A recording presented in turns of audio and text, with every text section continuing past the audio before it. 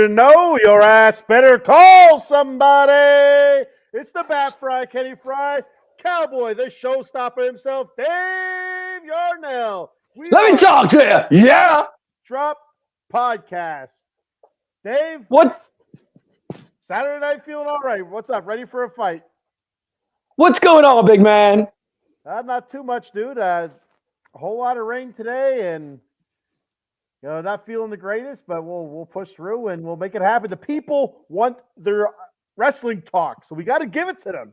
We got to give the people what they want, make them happy. I understand that. I'm all about it. Let's go. It's been raining all day anyway, so what's the matter? We got to give the millions and millions out there their Atomic Drop podcast. Right? All right. You got that right, big man. Let me talk to you. Yeah. So real quick, before we kick off the show, Dave, I just want to give a shout out to my nephew, Nick Kunstek. He won regionals today. He's a senior at Pottsville Area High School. He wrestles at 160 pounds. I won AAA regionals today. He's heading off to Hershey for states then. Good luck to him. He's an Ohio State commit, so big there. He's worked his ass off pretty much his whole life, wrestling. It's been all about wrestling. And Dave, I don't know if you wrestled at all. I actually did. I wrestled for 3 months. I did. Yeah. No, that's not enough. I'll tell you that right now. Well, hey, I know. I was a backup to the backup, so I didn't wrestle. I wrestled, probably from I don't know, second grade, first or second grade, all the way up to eighth grade. Mm-hmm. And a couple injuries, and finally kind of stepped back from it. But wrestling is easily the hardest sport that I in my opinion, and most people, if you talk to them or people that have actually done it, is a hardest sport that you can actually do. The one-on-one, the endurance, the strength, the mental toughness it takes to do that sport is just unequal. There's not a sport that can compare inside. Like you can go to your MMAs and stuff like that, but that's outside of high school athletics and college athletics. That's your grown adult usually and stuff like that. But anyway, Nick Kunstek, good luck in Hershey, and we'll be rooting for you. Well, congrats to Nick, and I wish him all the best. I hope he does really well, and it sounds like he's doing great. So good luck to him, and go far, man. Make it happen. Absolutely. All right. Let's kick off. First of all, let me just say, I wrestled for the #1 coach in Delaware County. Oh, there we go. Carl, if you don't know who Carl Schnellenbach is, you got problems. Because Schnell is one of the best wrestling coaches in the county, if not in the state of Pennsylvania. He passed away a few years back, but Schnell was one of the best wrestling coaches ever in Ridley High School, and in the state of Pennsylvania and Delaware County. So, and he's a relative of mine. So what are you gonna do? Partial, huh? Yeah, well, he married my cousin Debbie, and yeah, I wrestled my freshman year. It's my freshman or sophomore year, one of the year. I don't remember. But I was 95 pounds. I was 94 pounds wrestling at 103. So, what are you gonna do? I mean, I was behind two other guys who were better. They varsity JV. I was the third guy in. So,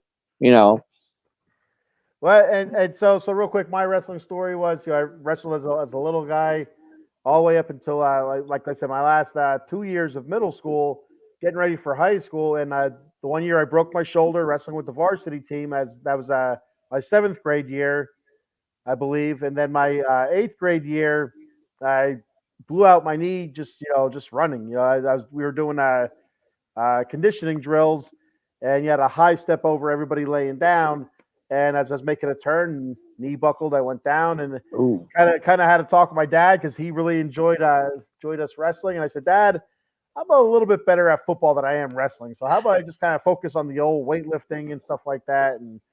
And he reluctantly agreed. So there you go. Looking back on it, I wish I stuck it out, but it is what it is now. It's too late for that. But yeah, good luck to Nick and all the area wrestlers and all the wrestlers in general. Good luck, Nick, and I hope you go far, man. Really, that's awesome. All right. So let's kick off Raw here. A little bit of Raw talk. A couple of decent matches on Raw. Raw overall wasn't a bad show. I know the highlight for Raw for me was a street fight between New Day and Imperium. I'll tell you what. Dave. I don't know if you've noticed this, but one of the big rules that WWE's had over the PG era was no chair shots to the head. All right. Yes. Yep. And I tell you, we've seen a couple chair shots to the head. Now they weren't direct chair shots like you would have seen back during the Attitude Era or the Ruthless Aggression Era, but they were still chairs to the head. And I'll tell you what, man, I'll take it. A little bit of blood too, but nothing too serious. It wasn't like a lot of head blood, a little bit of like on the back and stuff like that. Maybe somebody was busted open around their hairline, but I didn't really. Wasn't gushing. It wasn't all like Ric Flair or Hulk Hogan style, or the Crimson Mask or Triple H or whoever. But still, that street fight was awesome, and I absolutely love this rivalry between New Day and Imperium. It's really intriguing stuff, good stuff, and I like seeing New Day aggressive. Well, your thoughts? You know I love tag team wrestling. It's one of my favorites. I say it to everybody. I'm a big tag team wrestling fan. Back to the Killer Bees, the British Bulldogs, and the Telly and R and all those great tag teams back in the day. And I love this rivalry. And I'll be honest. I mean, with New Day and Imperium, I think it's amazing, to be honest with you. But I know it just seems to me like New Day just can't get the win all the time. It's always Imperium that always pulls it off.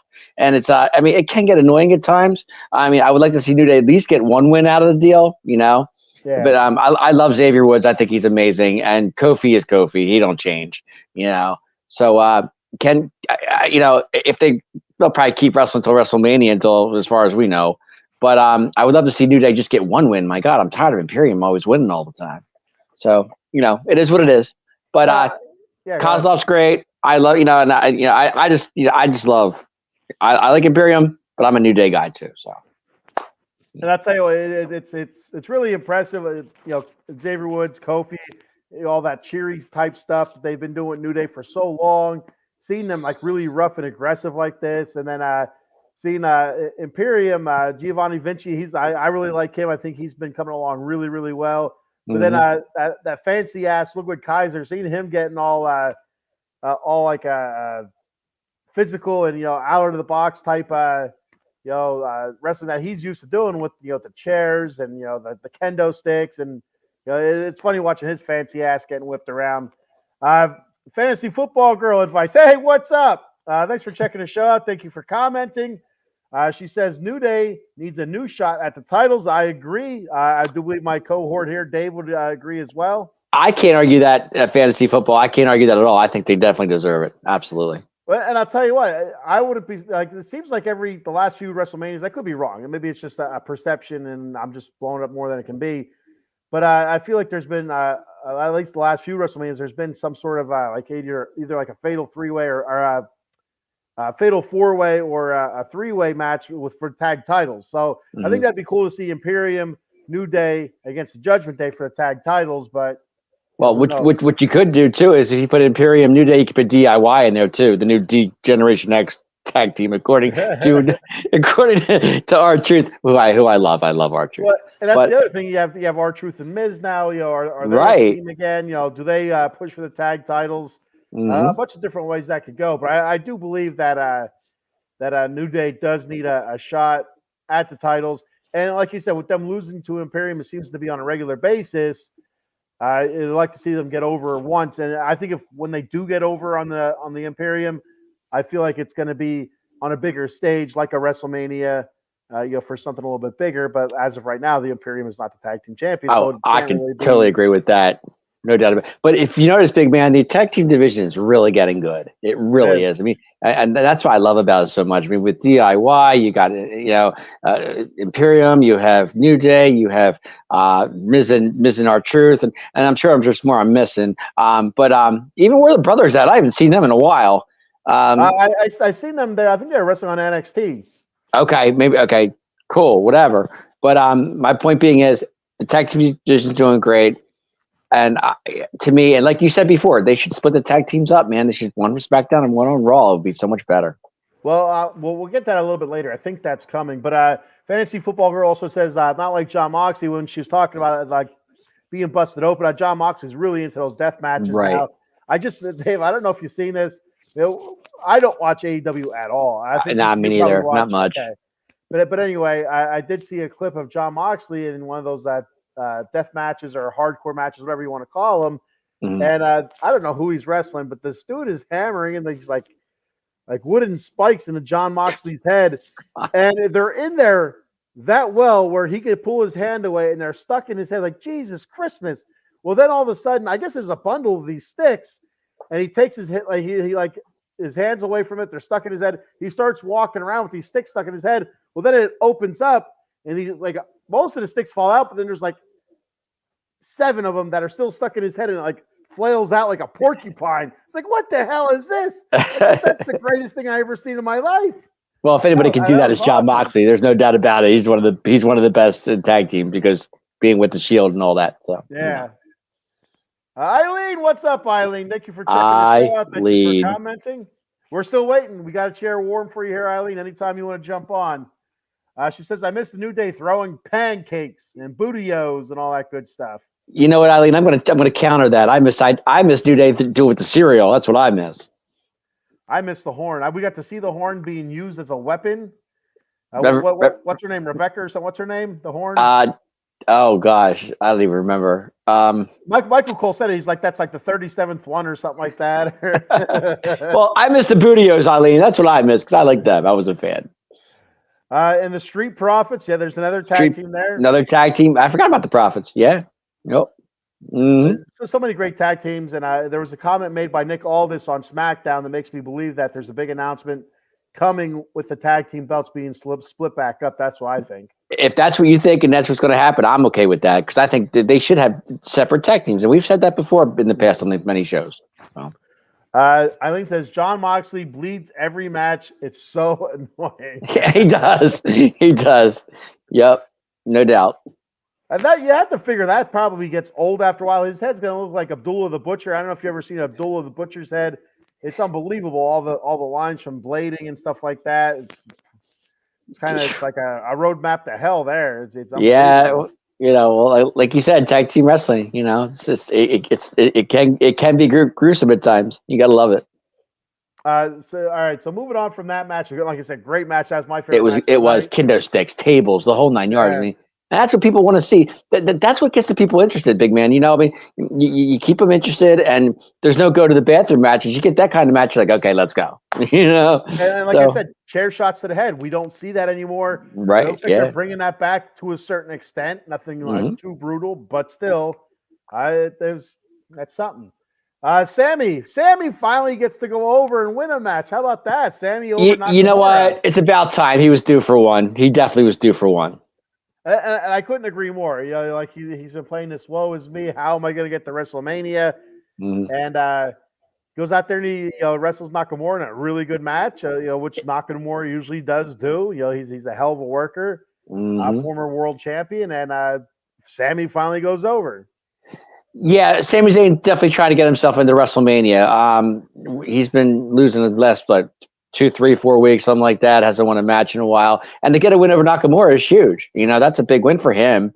And somewhere, some way, Sami Zayn is going to be in WrestleMania. I don't know where, but it's going to happen. The Andre the Giant Memorial Battle Royal. That's where Sami Zayn's going to be. His ass is going to be there. I think you'll see more than I think it'll be a little bit better than that, but we'll see. I agree. I'm just teasing. Paul, what's up, Paul Spencer, Mr. Fuji 2.0, checking us out. He says, Wada! He says, damn it, main event of boxing was canceled as she has a detached retina. Shit, that's what I have.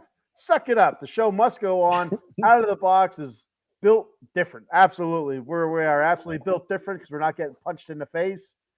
But yeah, God gave you 2 eyes. What the hell? You got to detach retina and you close that eye and fight with the other eye. Yeah, that's gonna work. Put a patch over the eye and just go. It's a little bit of tape. What the hell?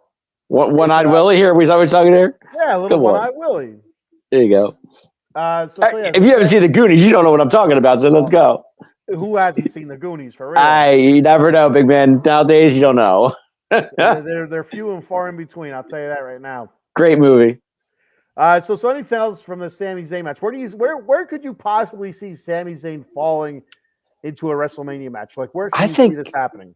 A three-way match for the Intercontinental title, maybe. I could see that. Yeah, that's a possibility. Maybe US. Maybe US. Nah, not US because that's not going to happen. Sammy could be in the main. It could be a part of the main event too, if you think about it, because he was a part of the Bloodline. Yeah, but he's not involved right now. I'm not saying he's involved in it, but I'm saying he could be somewhere in that, like helping out, maybe Cody. I don't know.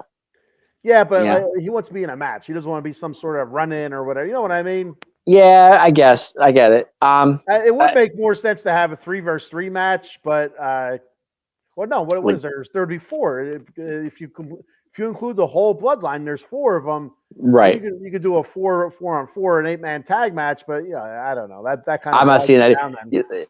Like you said, actually, you could put Sammy in the IC match too if you think about it, because with Gunther and I believe who was maybe Jey Uso.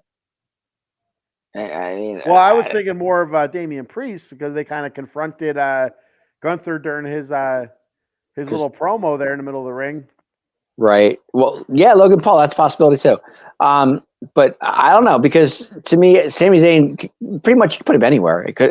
He can go, he's that kind of wrestler, So I really don't know. If I had to guess, I would say Intercontinental title maybe. And that's what Fantasy Football Girl saying Logan Paul. That's a U.S. title. U.S. title. I feel like it's going to be him and Randy Orton, or I don't know, him and Randy Orton. I think maybe. Yeah, Logan Paul and Randy going for the U.S. title. Yeah, that's the vibe that I'm getting, the feeling that I'm getting. Mm-hmm. Or him and Gunther. She says as well. Would be good. If it's him and Gunther, I don't think it's going to be straight up. If it is straight up, and this is something I was thinking about while Gunther was doing his promo before the Judgment Day came in. I was thinking, I wonder if there's a possibility that Damian Priest cashes in his Money in the Bank on Gunther. Now, when you think about it, that's stupid. You want the World Heavyweight title, you want the Universal title, but Gunther holding that title for 600 plus days and being as dominant as he has been, really raised that Intercontinental title up to just a hair below those championships. So it wouldn't be that bad to cash it in on the IC title. It wouldn't be. It's not as great as the heavyweight title or the Universal title, but it's just a small tick below. So it's a possibility. But now that you say that, big man, think about this for a second. It just hit me when you said something there. You could actually have a ladder match for the IC belt with all those wrestlers in there. Think about it. You could have Gunther. You could have Sami Zayn. You could just have it like a 4 or 5 way guys, whatever, for the IC belt. Put it on top, and whoever wins it takes it all. That's a shitty way to lose your 600 plus day, your 700 days. It is, but I'm just saying if you want to put Sami Zayn in a match like that, you could. Yeah. I'm not saying they're going to, but I'm saying that it's a possibility. Yeah, it'd be a hell of a match too. Think about it. It really would. I mean, because you can put Chad Gable in there. You can put Sami Zayn in there. Gunther. Who am I miss? Maybe Jey Uso. Yeah. I mean, it would be these guys, trying to get a hold of him. So it would figure that somehow they figure out a way to get all these guys involved somehow. Sure. Unless they do a series of number 1 contenders matches over the next couple of weeks, that's always a possibility as well. But I would be all for if they threw them all together. And put 6 men in there and put the IC belt on top, winner take all. Yeah, or put it like in an alligator's mouth or something. They have to get out of the alligator's mouth. Right, exactly. But it just seems like a rough way for Gunther to go out. That's why I have a hard time seeing it, but you never know.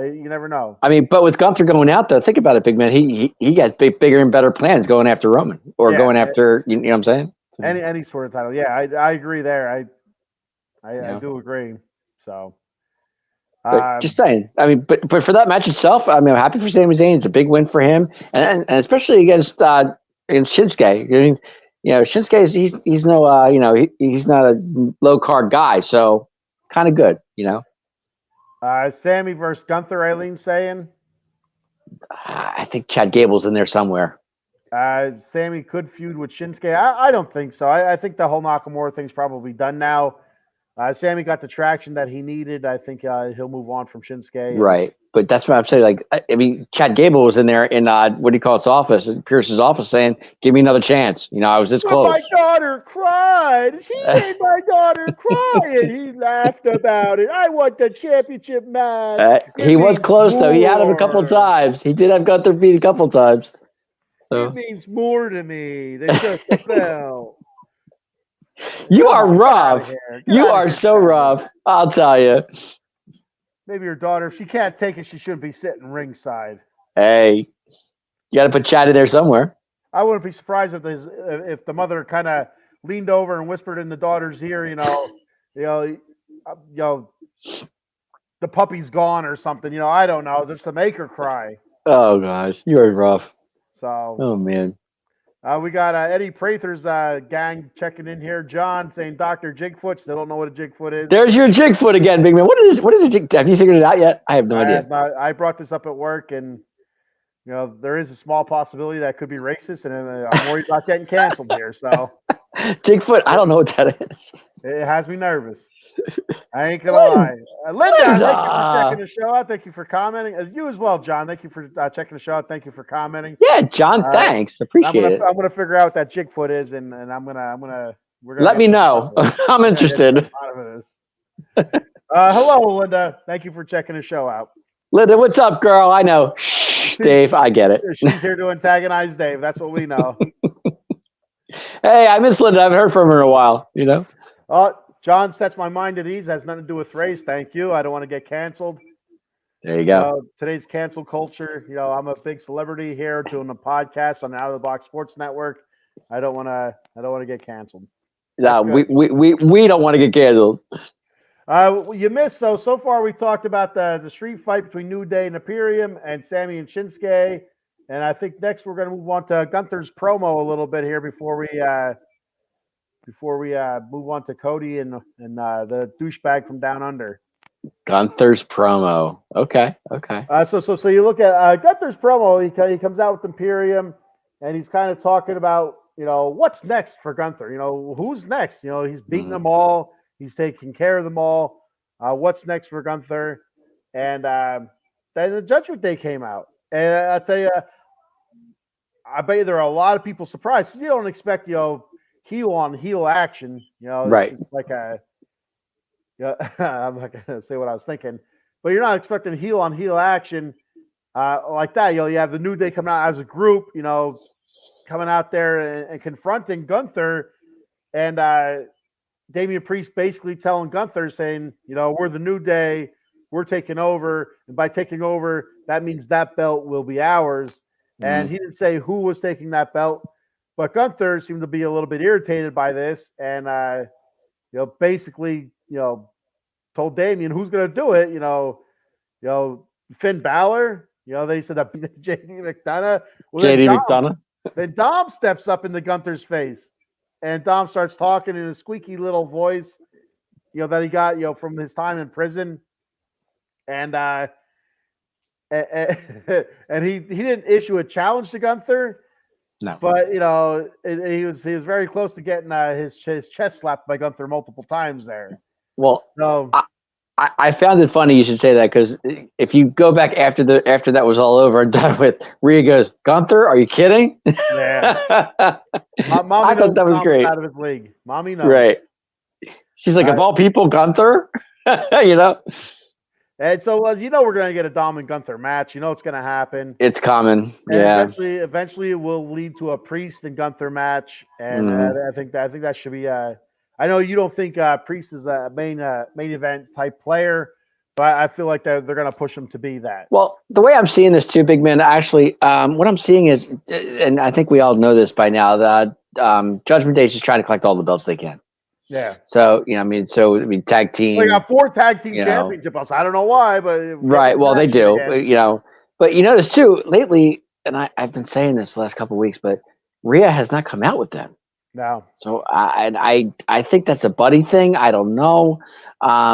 He did mention it to Triple H a couple of times. I don't know for sure, but I like the fact that she's not coming out with them, because I kind of like make Judgment Day a little bit stronger. Not that Rhea's not strong. Don't get me wrong, but I kind of like it. It's just different, and I like different. I'm good with that. Well, and so usually when she's out there cutting a promo or whatever that has to deal with the women's division, the whole Judgment Day doesn't come down with her. Dom might, but the rest of Dom is not really much more of a man than I am, and and so when the Judgment Day comes down and they're talking men's division, normally Rhea isn't out there unless something they get interrupted and she's already out there. So Right. so I wasn't too surprised to not see her out there just because there was no women out there. And like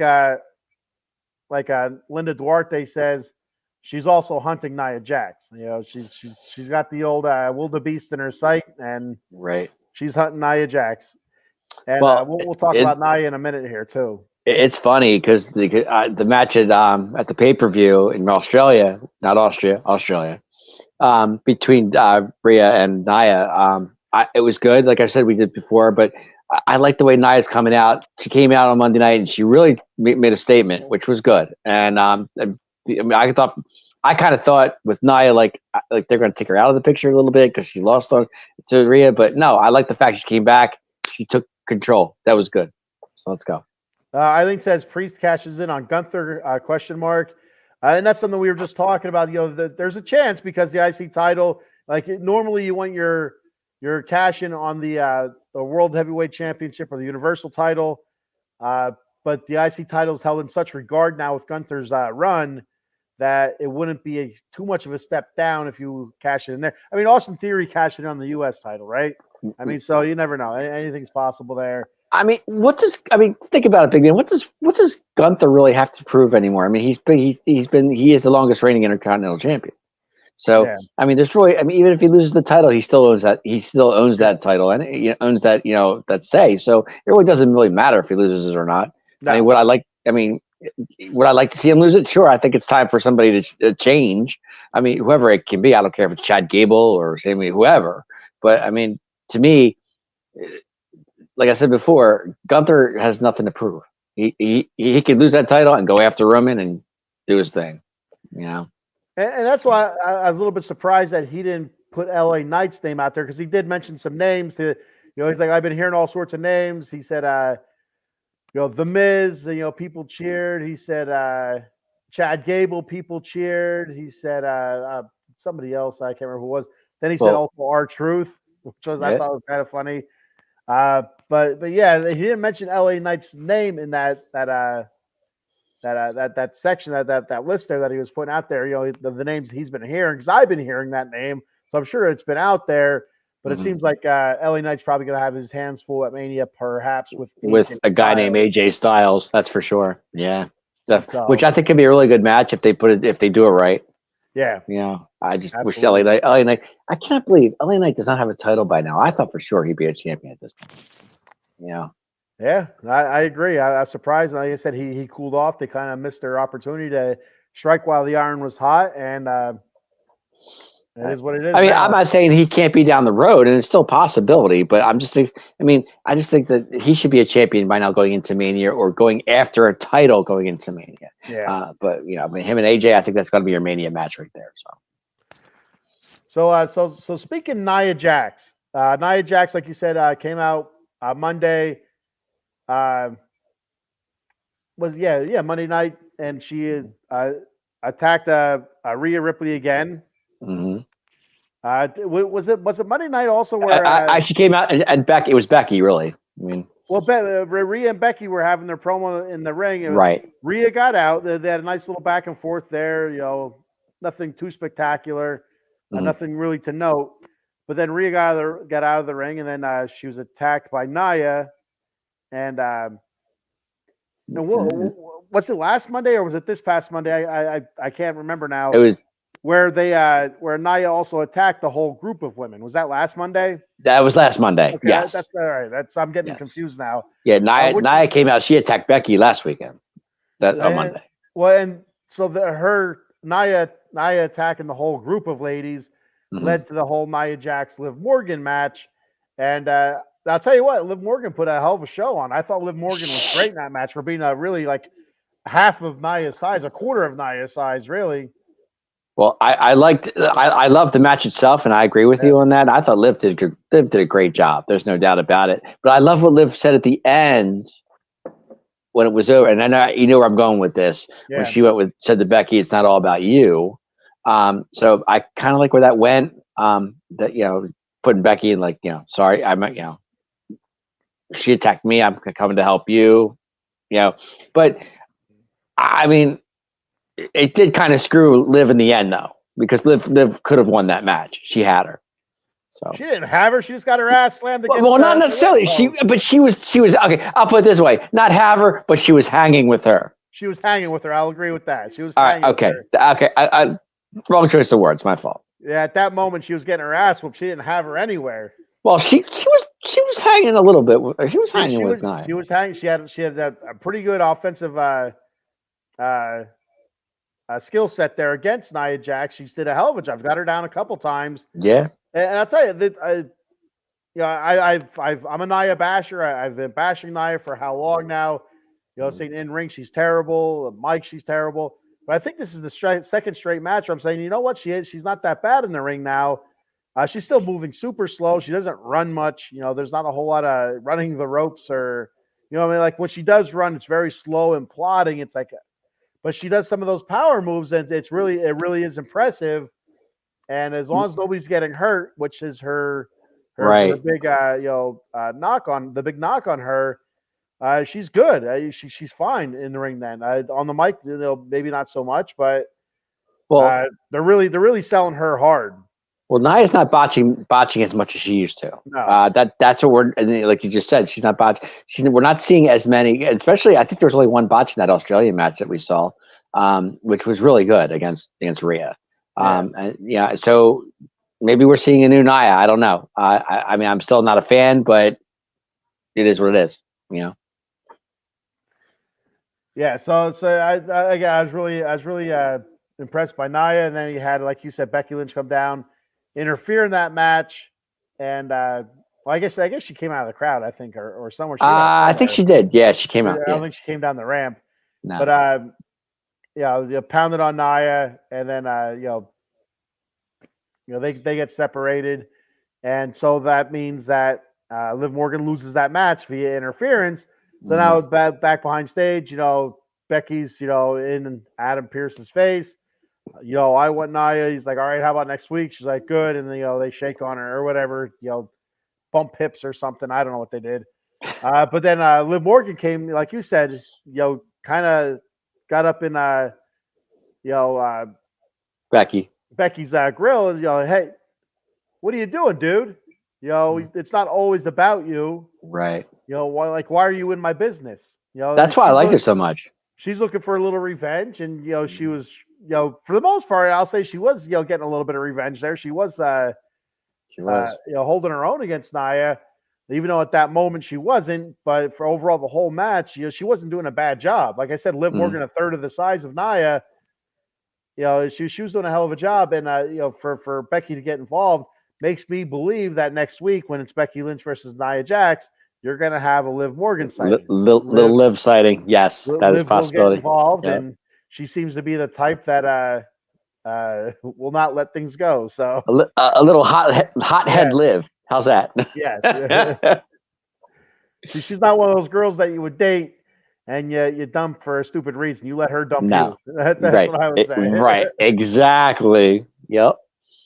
So, no, I love Liv. I'm glad she's back. Ever since she's been back, she's been great. So I have nothing against that. So moving on from that, the Drew McIntyre promo. The Drew McIntyre promo. I do actually. All right, so he comes out there, and I got to give him kudos. But the only thing is, he keeps invoking the name CM Punk. He keeps making fun of CM Punk's injury. Yeah, that's going to happen at Mania, but go ahead. Which is going to bite him in the ass somehow. It's somehow he's going to be in that match at WrestleMania against Seth Rollins. He's going to be ready to win, and you're going to hear that CM Punk music. It's going to distract him, and he's going to get pinned or something like that. It's going to come back and bite him in the ass. Mm-hmm. And it's going to be well deserved. He keeps making fun of him. He even sat down, in the middle of the ring, crisscross applesauce, just like CM Punk. So the Punk sit down pipe, whatever you want to call it. Yeah, I get it. But him and Seth killed it without a shadow. They killed it. Yes, they did. It was a terrific promo. Seth says, "I can't butt out. I got to help Cody. The whole 9 yards." And all you hear is Drew McIntyre, who I can't stand. But I'll leave it there. But Drew saying, "Stay out of it. Stay out of the bloodline. You don't need to be there. It's not worth it. Why are you sticking your nose where it doesn't belong?" Yeah, and Seth says, "Well, I can't. I gotta help Cody out." So I like where they're going with it. I do. I like it. To me, I'm not a Drew fan. I'm just not. But good for him. That's all I can say. I like Drew McIntyre. I do. I know you do. I like this version of Drew McIntyre. I liked it when Drew came back. For the second time here at WWE. I've liked this whole run. Since he came back. Good guy or bad guy doesn't really matter for me. But it was a terrific promo. I like what he and Seth Rollins were getting to. Drew, you don't need it. Why are you doing this? This is Raw. Let SmackDown be SmackDown. Let them do their own thing. And I like what Seth said. It's on SmackDown now, but it's only a matter of time before they want what's on Raw. Almost kind of like Germany taking over Europe during World War II. Just forget about it. It's just Poland. You know what I mean? Right. Yep. They just took Poland. And then all of a sudden, it's France and all that good stuff. Now they're attacking the British Isles and stuff. So it's just one of those things. Yeah, it's there now, but it's only a matter of time before it's on our doorstep here at Raw. I loved it. I know you did, and that's great. I'm happy for it. Like I said, those two killed it, no, without a doubt. It was a very good promo between both of them. And Seth's just, to me, Seth Rollins is amazing. There's nothing that guy can't do. Yeah, I mean, he does so much between promos, and I know he hasn't wrestled because of the knee, but then we did hear good news that he will be cleared soon. So that's good. That's a good thing. So, because it looks to me, he's doing double duty at WrestleMania. So, no, and that's what we'll talk about when we get to SmackDown a little bit about the double duty WrestleMania. That's interesting. And, yes, I'm really hoping for it. So, it looks like it's going to happen. So Drew promo, Drew, Seth, awesome. So we'll move to the final match of the night. Cody versus the douchebag from Down Under, Grayson Waller. Your buddy, Grayson Waller, baby. Eileen said Drew had a great promo. Absolutely. Eileen, he did. Yes. Only thing Seth can do better is dress better. I agree. And I'll tell you what. So here's real quick, not to get too far off topic here before we move on to Cody and the douchebag from Down Under.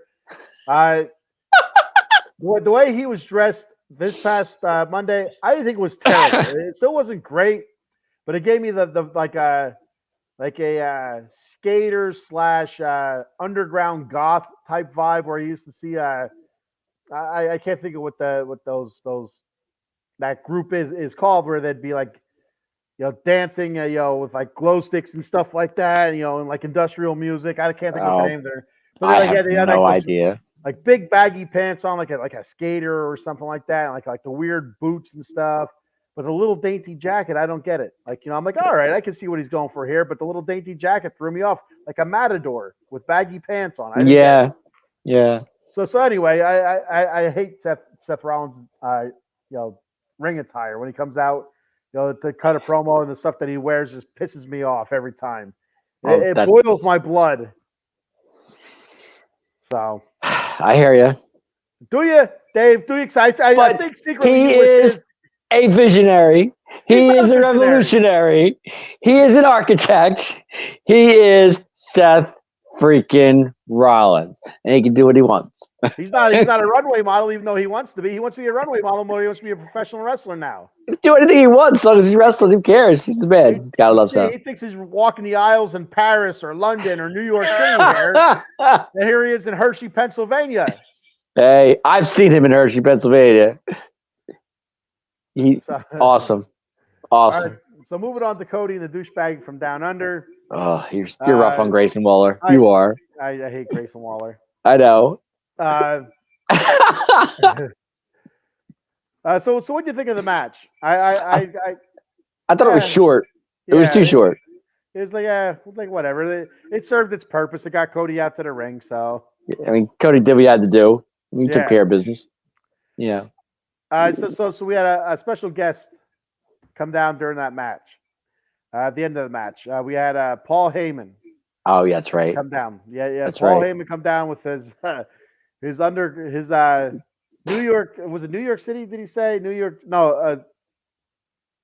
I don't know if it was New York City. I don't know if that's where they were or not. No, But I don't think they were. the Were they in police. New York? I don't know. Yeah, I feel like he said I'm not NYPD. sure. I feel like he said NYPD. Maybe. Yeah. He had NYPD. What do you call Bodyguards. it? Bodyguards. Right. Yeah. Exactly. He said they're off duty. They're like, well, not off duty, suspended. It's like, what? All right. Yep. And I'm looking at these guys walking out. Like they could have found some bigger dudes. Yeah. The one guy had no shoulders. The other guy looked a little bit scared. The other guy was a little bit thicker, but still. I was like, come on, you could have did better than this.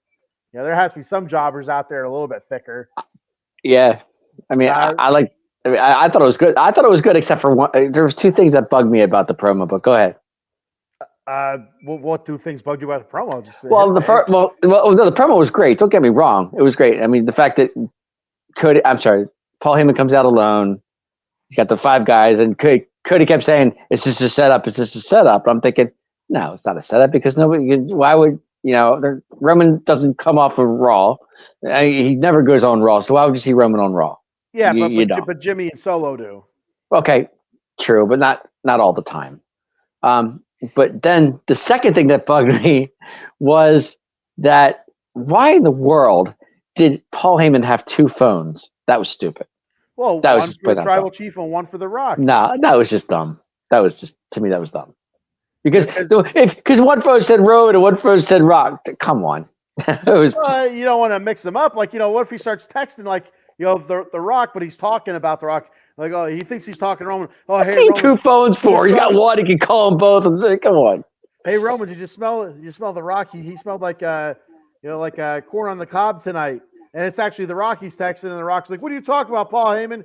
This is The Rock. What do you mean corn on the cob? Why do I smell like corn on the cob? No, I didn't mean you. It was just a joke. That's why he had that." I mean, first of all, Paul Heyman's an advocate. He'll kick his ass. There's no reason for that. He's a wise man now. Wise man, advocate, whatever you want to call him. I get it. But to me, Cody was great in the middle of the ring. Bring it. He was ready. It didn't matter who was coming in there. He was ready to go. So, I'm okay with it. Just the two phone thing bugged me. That was it. Eileen says it was a bit awkward, the Paul Heyman thing. It felt a little bit herky jerky. Not herky jerky. It felt a little bit it didn't feel smooth. It just didn't feel like it flowed well. I really liked it when he got to the ring and he said, he starts stepping into the ring and I don't know if he asked Cody's permission as he's stepping through, and Cody said no. No. And then Paul stepped back out in shock and utter amazement, like, what do you mean? And then the off-duty police officers, they get in, and then Cody says another one steps forward. He said they're all going to be in a world of hurt. And Paul Heyman's like, all right. He goes, everyone except for me. And they start stepping in. He goes, no. That's it. And then he attacks the off-duty police officers. Well, and the one police officer took a shot with that chair. Yeah, well, they all took a shot with the chair. Well, I think the black police officer, I think it was, when Cody threw that chair, man, that thing hit him like dead on. The square between the eyes. He did go down. He did go down pretty quick. He took a shot. He really did. Because go back and watch the tape. I mean, all you see, Cody threw that chair, man. All you see is that chair came and bang, and he went down like a ton of bricks. I was like, damn. So it's good stuff there. Cody, asserted his dominance. This is his show. He's ready for the bloodline. He's for whatever they got, and he's not being hunted. He's hunting the bloodline. He's the hunter. I like that. I love that. I did like that. Mm-hmm. Eileen says one of them didn't sell Cody's finisher well enough. I'm gonna have to go back and rewatch that.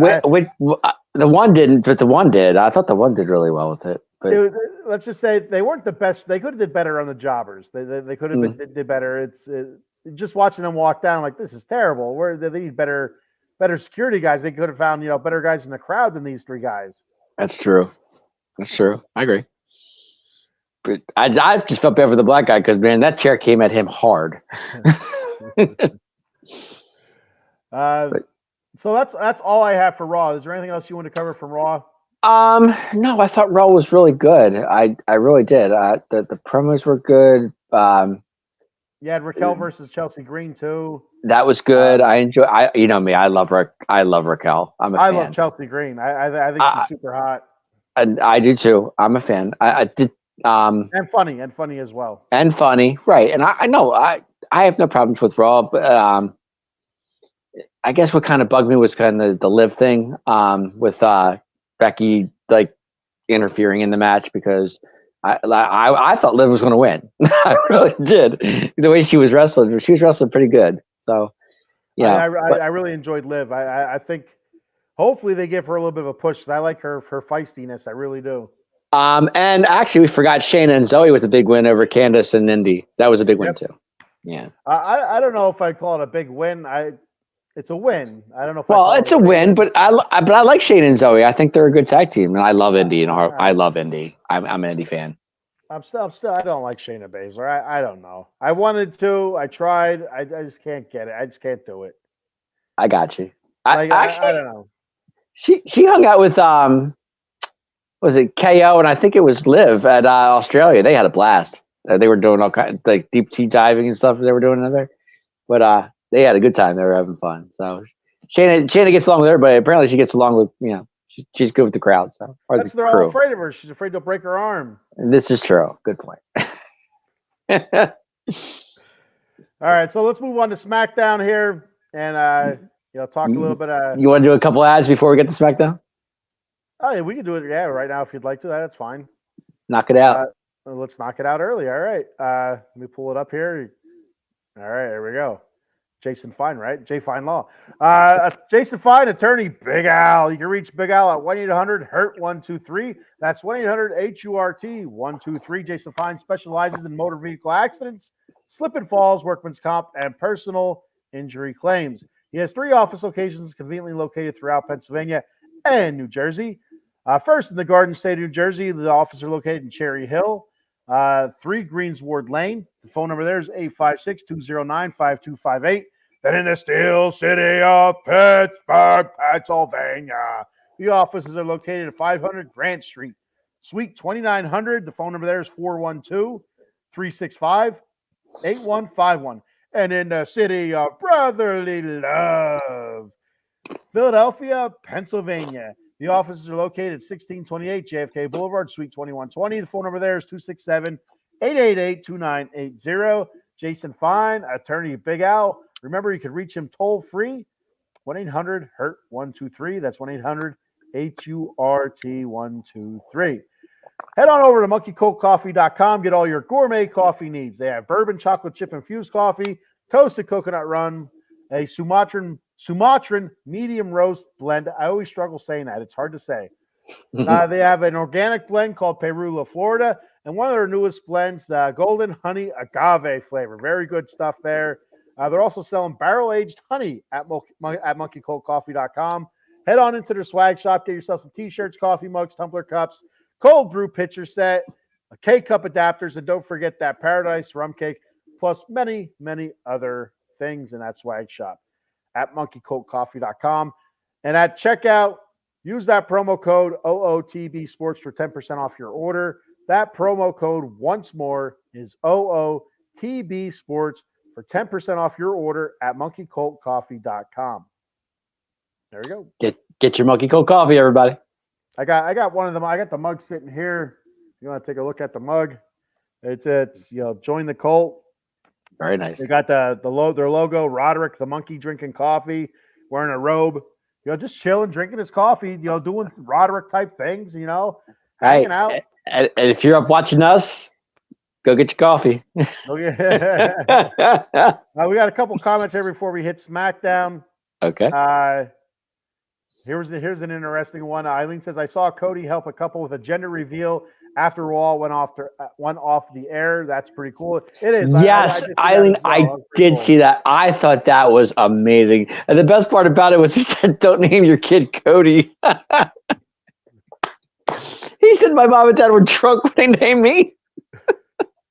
But yeah, I thought it was pretty cool the way he pulled it out of the crowd, and He did. Yeah, he pulled the gender. They gave him an envelope, and he said, "Do you really want me to do this? I've never done this before." So yeah. he pulls it. I thought that was pretty. I was and it was a boy. That was it was kind of Yep. cool stuff. Cool stuff. We got When they go off air, like when they're on, it's so funny. Like the things that they do, it's hysterical.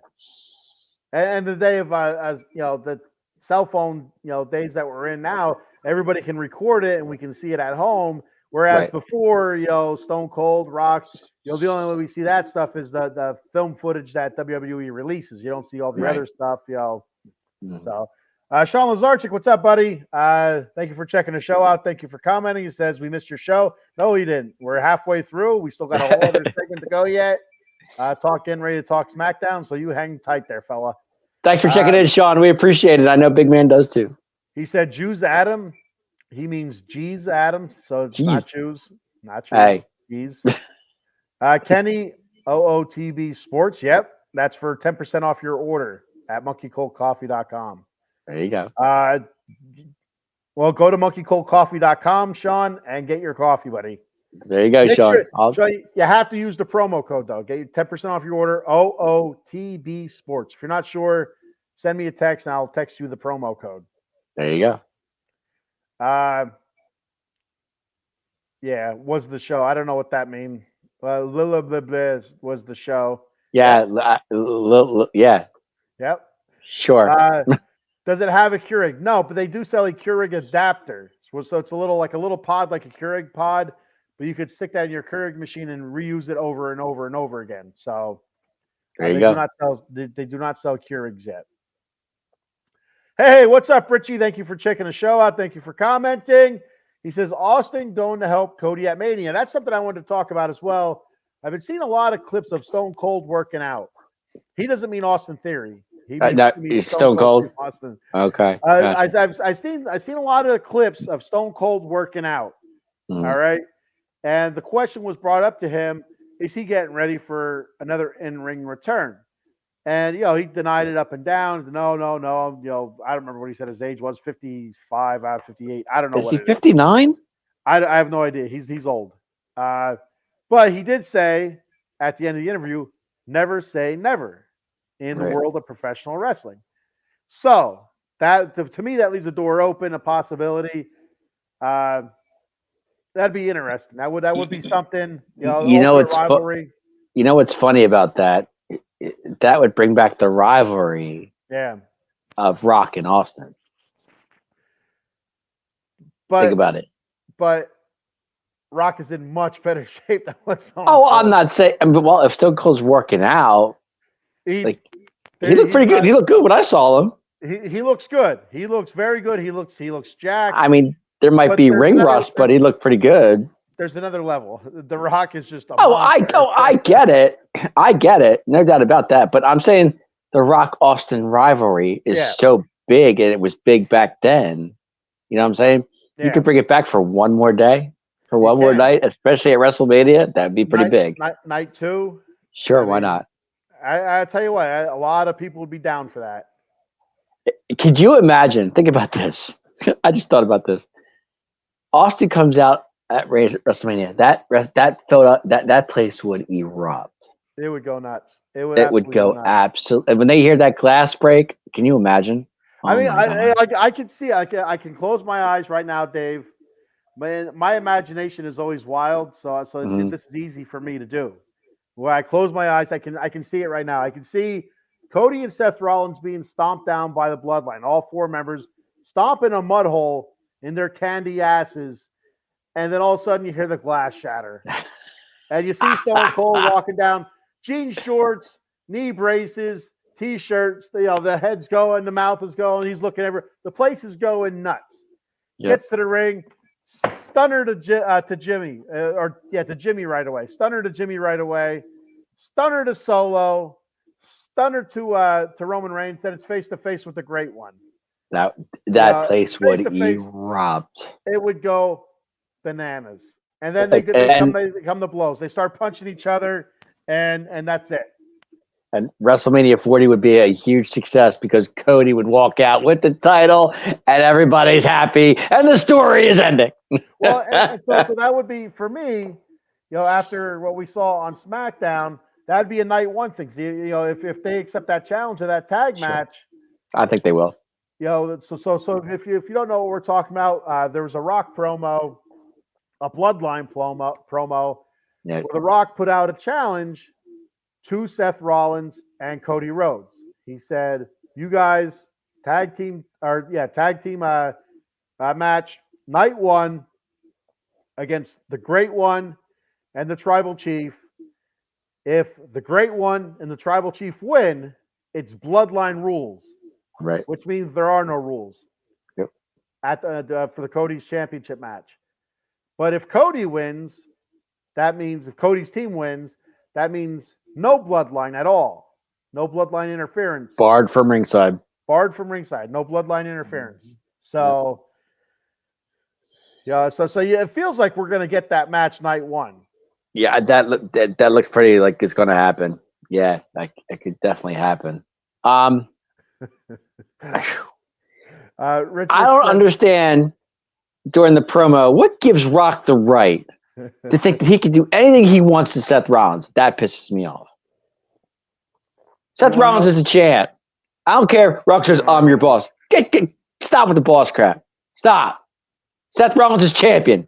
End of story. Seth Rollins couldn't carry the Rock's belt buckle. Oh, stop. Seth would destroy Rock. Seth Rollins couldn't carry the Rock's G-string. Rock can't go 10 minutes. Seth can go at least an hour. I mean, come on.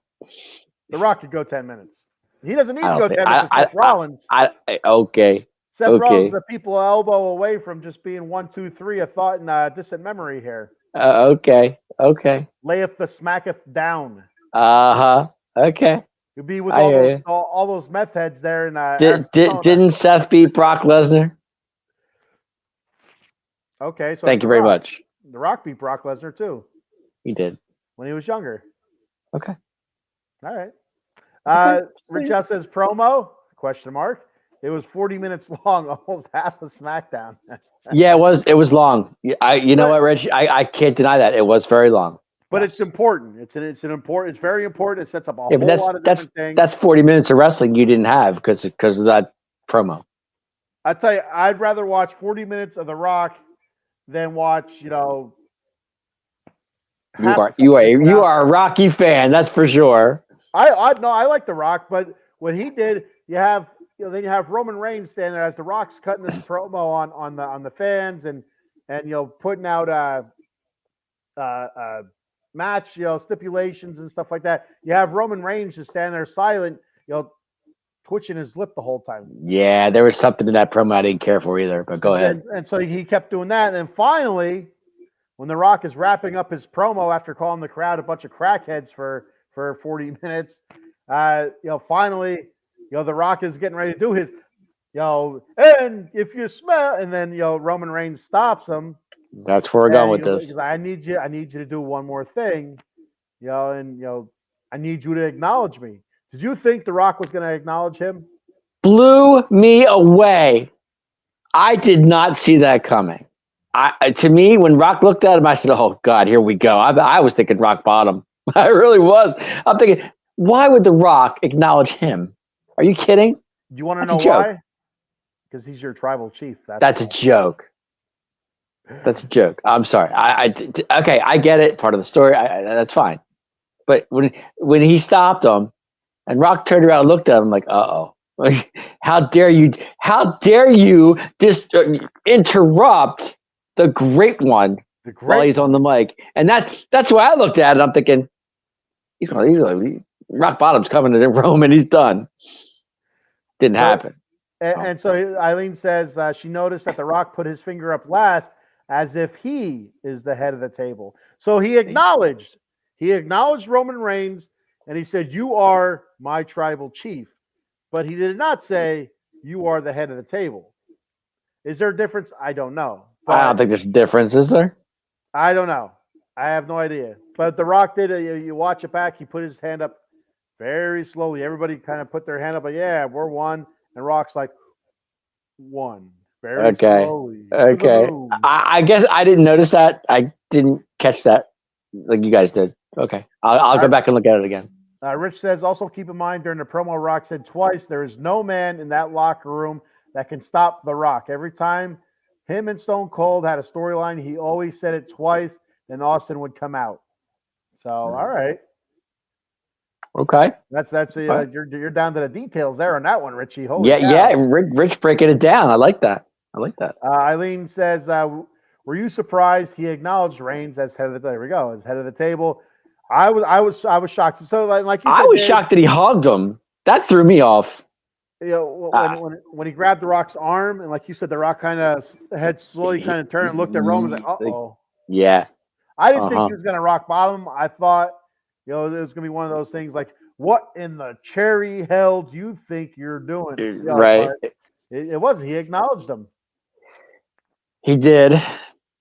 But was it a true acknowledgement? I don't know about that. It was a public acknowledgement. Okay. It's funny they allow Rock to say they all crackheads, but blacked out die Rocky die sign.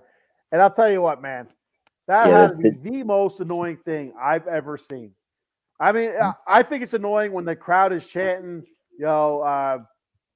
bullshit or something like that. Right. And they beep it out every time. Like, they like the audio goes out every time they curse. The audience, the crowd. Yeah. Curses, it goes silent. And it drives me insane. Yep. But then I found something even worse is when they black out the whole screen just because there's a sign that says die Rocky die. What society do we live in where we can't see a sign that says die Rocky die at a professional wrestling event? Professional wrestling. I know. This isn't some sort of like presidential, didn't we see Die Rocky die when he was with the Nation of Domination too? Yes, and I think that's mostly where that comes from. Is back, that's a callback to that. Right. That sign is, but yeah, Rock has talked about that in interviews as that hit him the hardest. Being a young Rocky Maivia, seeing the die Rocky die or hearing the die Rocky die chants, really hit him the hardest. But this is another callback to what I was talking about earlier when we were talking about Raw about the chair shots to the head coming back, a little bit. The talk of calling the crowd crackheads. You at least he didn't call him Cody crybabies. He might have. I don't know. But I didn't hear that. But this is another callback in my opinion, to the Attitude Era. It's another callback to almost anything goes. Well, when you're calling the crowd crackheads, calling into drugs and stuff. The PG era, you would not get that. So I mean, it's things are definitely changing now that McMahon is definitely 100% out. Rock he's definitely right, but Rock did a promo backstage on Cody. I didn't care for that at all. And because just the way he said it. Like, hey Cody, I really don't care, but F your story. Yeah, why? That's what I say too. I agree with The Rock. Right, but you don't have to say it that way. I mean, come on. I mean, you literally. What way do you want him to say it? Cody, I don't like your story. No. You can say it differently. How? How would you say it? How would I say it? Cody, I don't care for your story much. No. Cody, your story sucks. Nobody cares. There you go. Done. No, there's more edge to it when you say it the way. Not Cody, F your story. There's more edge there. He's a bad guy. Cody, your story sucks. Call your, whatever. And that's something from the PG era. They're trying to push away from. That's what I'm saying. But you're putting Die Rocky Die, with the signs, and he's doing promos saying Cody, F your story. It's changing the culture, getting a little bit more edgier. Okay. I don't have a problem with it. Okay. Richie says you meth and crackheads. That was I'm surprised that he went there. It smells like The Rock was cooking meth. Paul says I was changing channels to every city during SmackDown. thinking it was my server. Yeah, like every time it flashed out. Like, you know, like I said, I caught I didn't see that part of it because I was bowling at that point, but I did I saw I went back and watched it, but I didn't see that part. I missed that. I rewound it. Like I'm like, well, maybe my internet's messing up here or something like that. So I rewound it and I started over to see if it'd be, but no, like it's same exact time. I'm like, what the hell's going on? Right. And then in our group chat, I think it might have been Eileen pointed out that there's a die Rocky die sign every time they show it, it blacks out. It's like, gotcha. Jesus Christmas, any other time they take those signs away from people, but they let it in there, then they black but it out. Rocky can go to a promo and say F Cody's story, F your story, Cody. Well, here's the other thing. Of all the stuff, the raunchy stuff that I've seen on like the Family Guy, and stuff like that throughout all these years, and to have Die Rocky die blacked out at a professional wrestling event is just asinine to me. On Fox. I'm not saying you're wrong, but I saw the sign. I did see the sign. So I saw the sign as well. I saw the sign. It opened up my eyes. I saw the sign. Oh God. Life is demanding. Okay, we get it. There we go. All right. Yeah. Work it, Dave. I get it. All right. Oh God, it's like I'm watching Full House again. Kidding me? Eileen says, I felt like they were starting the turmoil between Rock and Reigns because Reigns was annoyed when he heard Rock was coming out and then stopped him from finishing what he was saying. Yes. No, Eileen. No. Back that up. Go back to that comment. All right, hang on. Jeez, Dave, you're very demanding tonight. Jesus Christ. I'm sorry. Last week I was tired because I was at 3:30 in the morning watching a pay-per-view. Holy ghost. But going back to that comment that Eileen just said, no, Roman Reigns was annoyed because the crowd wasn't acknowledging him because when he kept saying, Glendale, Phoenix, Glendale, where are we? And they didn't acknowledge him as much as he wanted to be acknowledged. That's why he was mad. He wasn't mad because Rock came out. All right. Are you done? I'm done. All right. Just asking. But do you see my point? Yes, I do. But I also see Eileen's point. I felt the same way Eileen kind of felt, not in so much in the beginning, but definitely when he stopped The Rock from finishing his gimmicks, his gimmick, saying, and for me that's like starting a fire. You have the little embers, they're there, they're burning.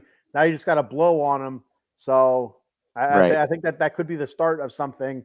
And like I said, go back to the beginning of the promo. Glendale, Arizona, acknowledge me.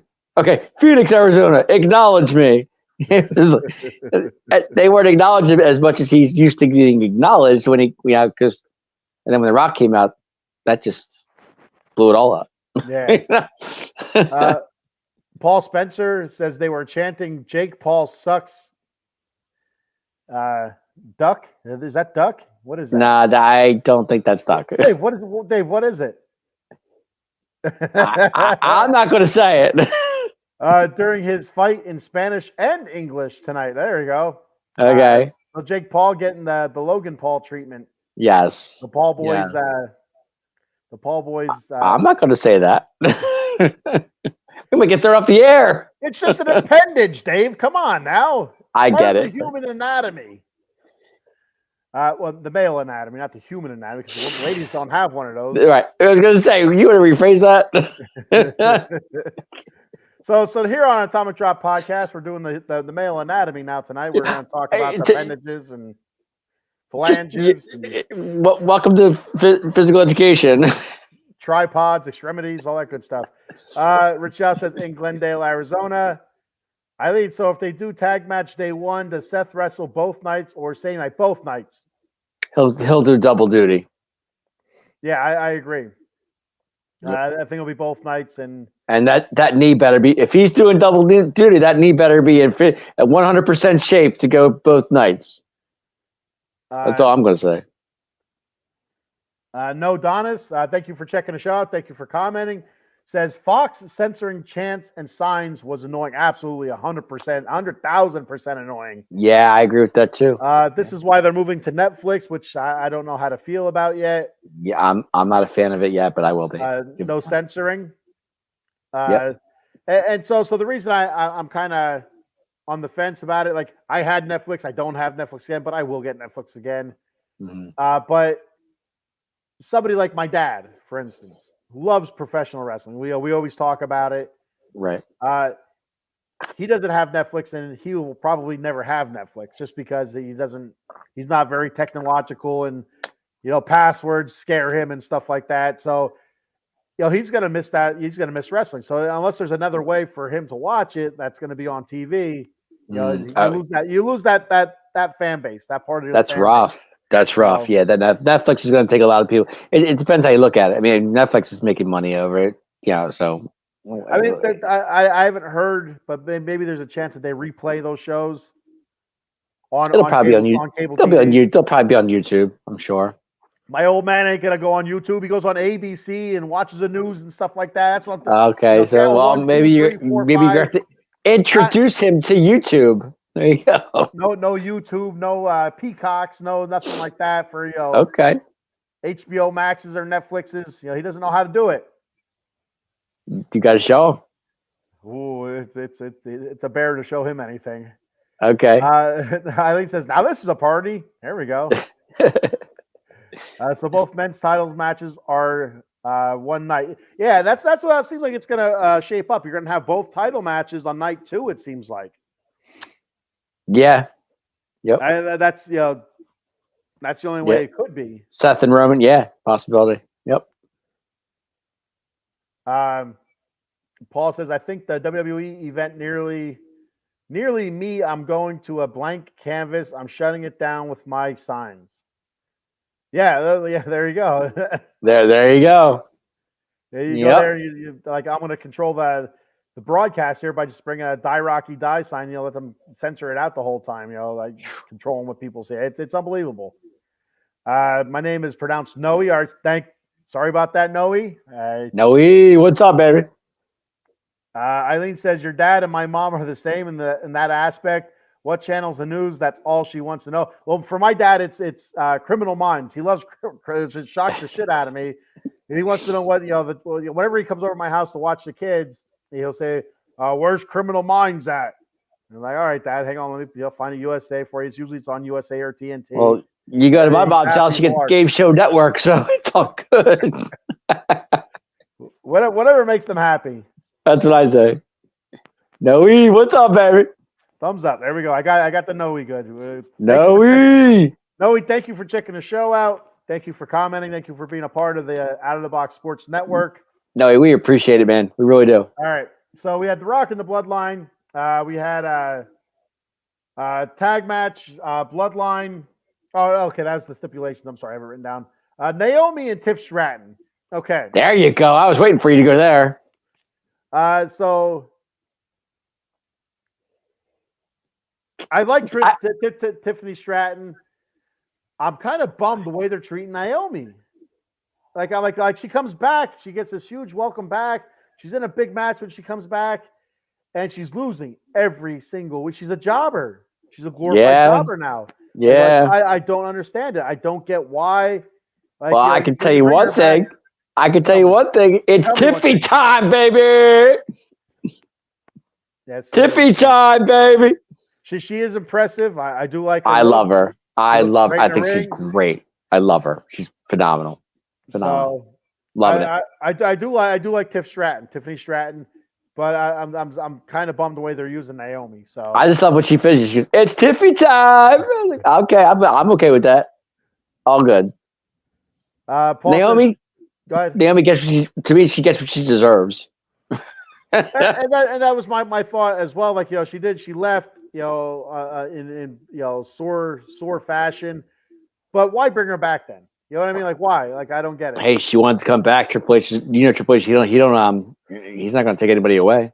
Why would he? You know that. Paul says, "Geez, Ken's dad would move my streaming channels than 6,000. He would struggle with 6,000 channels. I'll tell you that right now." Criminal Minds is on Ion Television. Yes. Okay. I don't watch it. I wouldn't know. No, he says, "I think Naomi is being punished for walking out a couple of years ago," and that's what it seems like, which is a shame. I think, yep. Because No, go ahead. Go ahead. She was a top talent before. She was, one of the better female wrestlers. Champion, world champion. I think she was Her, tag champion too. I could be her and wrong. Sasha were tag team champs. Yep. So it's a bit of a bummer, but we'll see what happens. Jobber today could be main eventer tomorrow. Who knows? Everybody loves the glow, though. That's why. I like the glow. I think the glow's cool. I like the glow. I like the green glow, and the hair. The hair is awesome. Well, when she gets Naomi putting her hair, I was thinking about getting Ken putting my hair. So we'll see what happens. Put on your hat. I got hair. Put Ken on your hat. You'll be all right with that. I wear a hat for a reason. I don't brush my hair as often as a short-haired fellow should, I guess. I don't know. No, I'm happy for Tiff, though. I really am. She's doing great. Keep her winning and keep her going because she's really making a name for herself. Bailey and Dakota Kai versus Kabuki Warriors. Did you see this? I saw it coming. Saw it coming. All right. I did. I didn't, but you had a feeling like that it could happen. I didn't. I felt like it wasn't going to, but deep down when it happened, you knew it was going to happen. I kind of saw it coming at first because when Dakota Kai came out and was talking to Bailey on the promo, and it's like I'm on your side, right then there I'm like, nah, this ain't happening. I knew she was. It was all going for the bait. It was going to happen. So, do I like it? Yeah, I do. I kind of like it because that gives Bailey more leeway. The way I look at it, that gives Bailey really now their fans are really on Bailey's side, and I kind of like that. I like Bailey face more than I do than a heel, but that's just me.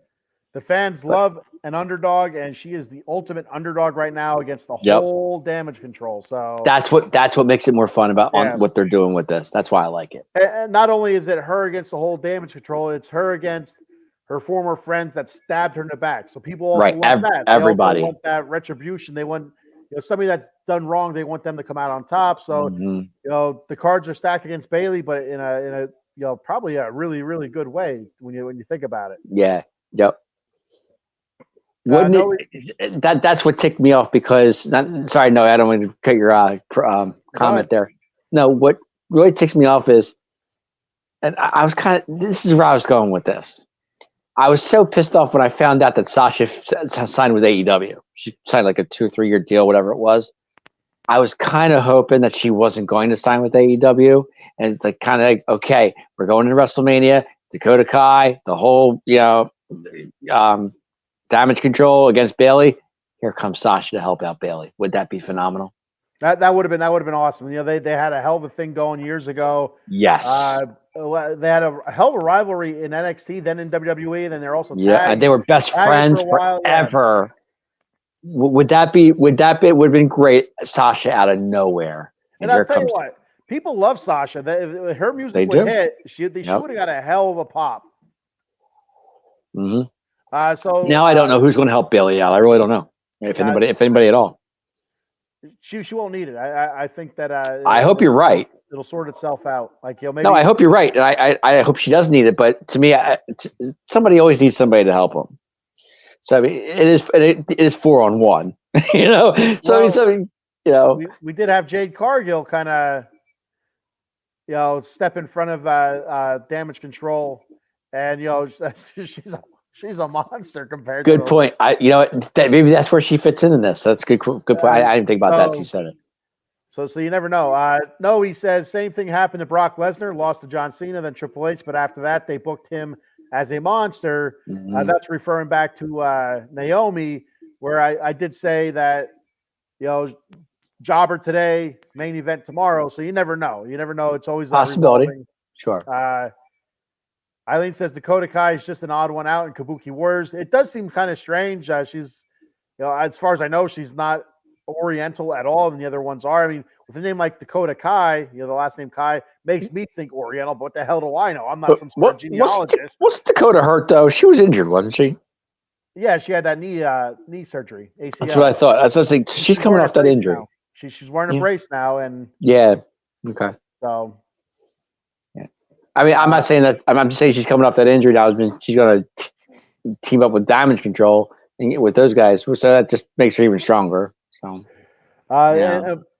Paul's the ultimate authority here on our on Asian issues that we have here at Out of the Box Sports Entertainment. He says, "Why the hell is Dakota Kai a part of the Japanese group Kabuki Warriors? She's not part of my family." So, I mean, much like Paul Heyman when he was walking down to the ring on Monday Night Raw, said, "There's not a drop of Polynesian blood behind me."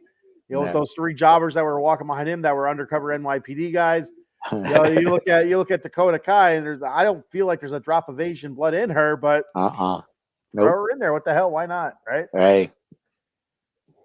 I like I said, I really like where they're going with the story. I really do. I just want to see how it ends. I really want to see Bayley come out in the end of WrestleMania. I think she will. Noe, thank you for subscribing. I appreciate it very much. Tell all your friends. Noe, my man. Get the pets, whatever you have to, get them subscribed up as well. We appreciate it very much. We appreciate it, man. Thanks, Noe. Appreciate it, baby.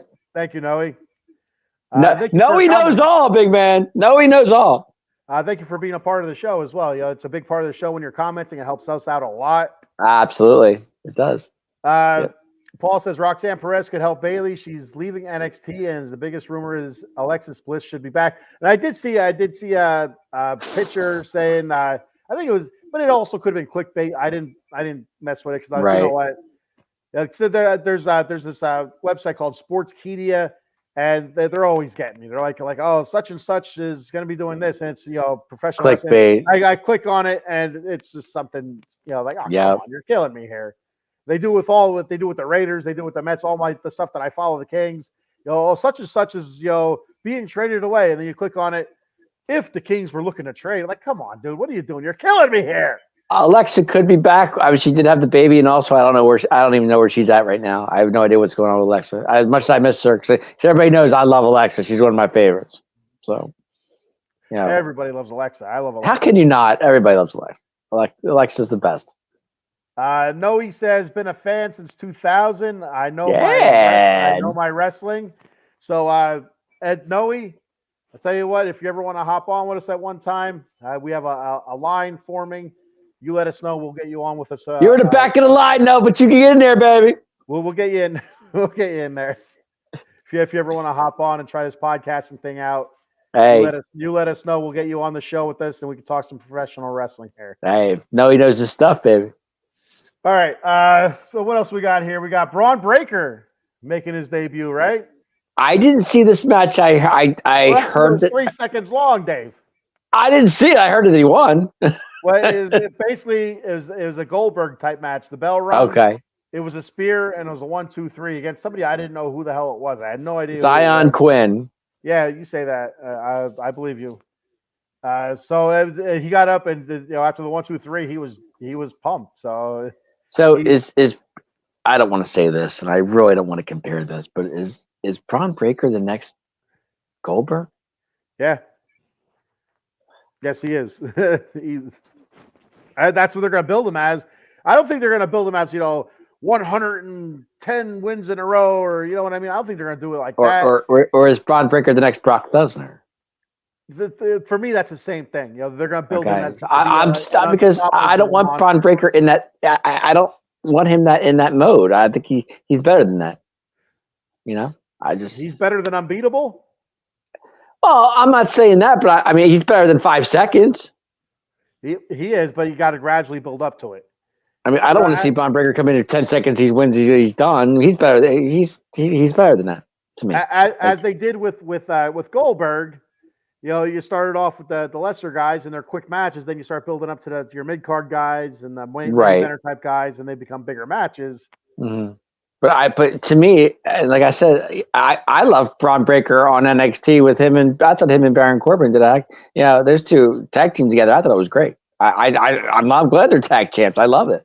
I think it's awesome. But then he goes to SmackDown and he's like, what, 10 seconds? He's done. It's getting people to recognize what kind of monster he is, because not everybody watches NXT. I don't watch NXT. You know what I mean? I do. See, I do, and I like NXT. And not everybody does. Not all your mainstream fans, like your hardcore wrestling fans, they're going to watch NXT. Right. Your casual fans. As they should. But to me, though, you're used to Braun Breaker on NXT. You're not used to him 10 seconds on SmackDown. You know, just, Paul says, "Damn, I've been waiting to join Atomic Drop for 2 years now and still haven't gotten an invite." Paul, I can add you right now. I feel like see, Mr. Fuji, you're not invited to this party, baby. I feel like you could be in a waiting room. I just click that ad, and there you'd be. Mr. Fuji, you were the back of the line, baby. Eileen said Braun made his debut last week, but it was a squash. Yeah. Noe says, I wouldn't be surprised if Zion Quinn is a future main eventer in WWE. He possibly could be. I can see that. I'm not familiar with Zion Quinn. I have no idea. Go back and watch some of his matches. It's pretty good. NXT? Yeah, I think so. Yeah. Just go back and check him out. Eileen says, this jobber, I was wondering if he was somehow related to the Reigns because of his tattoo. I didn't even notice this. I know he had tattoos, but it was that quick. I didn't get a chance to notice it. Like I said, I haven't, it's been a while since I've seen a Zion Quinn, so I don't know. Sean said he's on Adam. Sean, I'm not going to pry into your personal life. I don't want to know what you're doing right now. That's your business, what you're doing right now. He's on Adam. Sean, hey. Sean is on Adam. I'm not the judge here. Good for you guys. So all right. So we had Carlito versus Santos Escobar in a street fight. I love these street fights. I love them. The wrestlers coming out, they're not in their regular ring gear. They're coming out in jeans and cut off shirts and stuff like that. So the pipes are out. I see somebody came back, letting you know that it's a street fight. So they come out. It was actually a really good match between Carlito and Santos. That the crowd was really into it. Chanting apples. We won apples. We won apples. So they missed awesome. Everybody loves Carlito. How can you not? Yeah, absolutely. And so I like Santos Escobar as well. I like him as a heel. I think he's doing a great job as a heel with his little faction, his little group that he has going on there. So that match is going on. As that's going on, Carlito gets the upper hand, but then Santino's cohorts, they come down here. They interfere in the match, and Carlito's trying to fight him off. And then the LWO comes out. They're trying to help Carlito, but as those dimwits usually do, they mess it up. They end up getting their asses kicked. And every time the LW comes out to help Carlito, or when they used to come out and try to help Ray, they get their asses kicked. I don't know what that. They need to find a couple of different LWO members. That's what I would say. Carlito, I'm like, is there any other Latinos out there that we can get besides these two knuckleheads that come out here and get their asses kicked every week? I see a certain guy came back, but go ahead. I'm getting there, David. Okay. So they fight. They get thrown out. So now Carlito's getting his ass stomped, and they're getting ready to. What were they going to do? They're going to do something to Carlito. I can't remember what it was. But then the music hits, and Booyaka 619. We got Rey Mysterio coming out onto the top of the ramp in crutches, and I don't know if it was Wade Barrett or I can't think of who's with Wade Barrett doing the commentating. But they said he's not cleared yet. We don't think he's cleared yet. Well, then the two clowns that are with Santos, they start going up after Ray. Ray ditches one of the crutches and starts running towards them and so he's running, so he's cleared, and he starts beating the snot out of him with a crutch, which was awesome in my opinion. I like watching people getting hit with a crutch. There's something about that makes me smile. And Santos Escobar is beside himself. He's absolutely beside himself. Rey Mysterio's back. Ray comes in with this weird ass looking mask. I don't know what's going on. Did you see it? Well, yeah. I'm looking at it. Yeah, I saw it. It's almost like a helmet mask or something. So I don't know if there's an issue or if that's just the new design that he had going. I don't know. But it almost reminded me of if you're a Marvel fan, in Avengers, the second Avengers movie. What the hell is that one called? Ultron. Okay, right. Ultron's head is kind of like oddly shaped or whatever. It kind of reminded me of that a little bit, but it's all black. I don't know, but it was probably that's right. Probably where he was going with it. It could be, but I'm not sure because it's right. Kind of a weird callback. So it was an odd look for him. And I was digging the gray beard though. We got the whole gray. Me and Ray. Our Latino blood is one and the same, I think. And so, you say so. I do. And so he gets involved, and Carlito what Carlito hit Santos with something, and they got him on the rope. He got the 619. You got the win. It spit the apple spit and stuff like that. So everybody was happy. Everybody was happy. But the return of Rey Mysterio, awesome. So you have to figure we're going to get some sort of match at WrestleMania, Carlito, Santos, or LWO versus Santos' group, or whatever. I don't know. But you broke that down so well. You really did. You did. You broke that down so well. Hey, don't be going busting my balls about this. I'm not. I thought it was great because I didn't see the match. So you explained it. I thought it was great. I got to be honest. But no, I just happened to see a certain guy coming in, and he's back, and I see that, and that's great, and good for Ray, and whatever.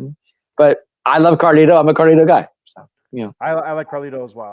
Like I said, I like Santos. I like those two factions. Like I said, I can't stand the two guys in LW. I'm not sure. I can never remember their name. Right. But they always come out there to help, and they always get their asses kicked. Like, what are we doing? What are we doing here? No, he says that's how WWE introduces future talent. They play the jobber now and the future WWE superstars in a few years. Yes, he was talking about that Zion fella. Zion yes, Zion. Yes. Quinn. Yeah, Quinn. Zion Quinn. Yes, Zion Quinn. Yeah, that's how they used to do it, and they still kind of do that a little bit. You don't see a whole lot of enhancement talent or jobbers out there anymore, but yeah, that is how they do it. Now with NXT, you don't see it as much, but you still see it occasionally. He says Ciampa went from being Muhammad Hassan's lawyer to DIY. Yeah, and much like LA Knight was Rene Dupree, or what was his name? Was it Rene Dupree? Yes, Rene Dupree. Yes. I mean, so it's and then years later he's LA Knight, the megastar. So I love Ciampa. I'm a fan. I love DIY. I think they're great. The new Regeneration X. R-Truth is killer. I love him. I do. I think it says Ray looks weird with a gray beard. That reminds me of that Emmett Smith commercial for the Just for Men hair color.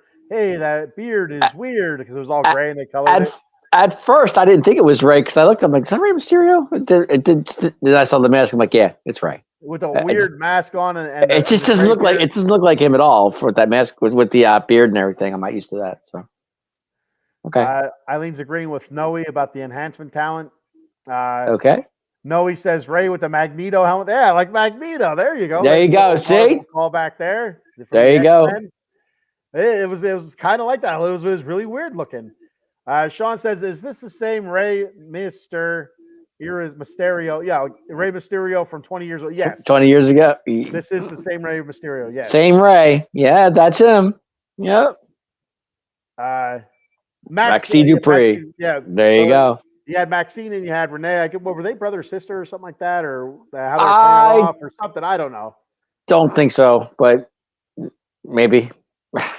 I don't know. So did you see that? Did you see the clip of Maxine getting booed out of the arena after in a house show?